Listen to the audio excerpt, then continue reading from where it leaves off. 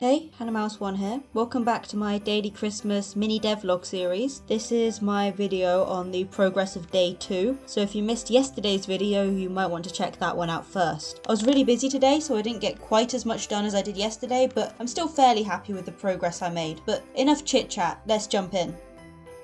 So I want to add in some rewards for clearing so many stages, so I create a present that you can break open with the sword. The art took me a while, I spent ages trying to get the bow to look right, but I eventually scrapped the bow altogether and got a simple present design that I'm fairly happy with. I program it to spawn in every 5 rooms and break after 3 hits. It shakes slightly on each hit. I make it so that a present room can never have an ice floor and make the player appear in front or behind the present depending on their respective Y values. I throw in some basic collision with the player that I redo later, just because it was slightly inaccurate and the present shakes and the movement could cause unwanted collisions with the player, so I do just switch that up slightly later on. I create some swords for the present to drop. There's a carrot, which I reason to be Christmassy in the sense that they can be associated with snowmen. There's also a Christmas tree and a gingerbread sword. I get the sword sprite to switch to the right costume depending on the player's current sword. I give the present sprite all of the sword costumes and get it to become the appropriate sword when destroyed. At first this is just a cosmetic change, but I add in some of the functionality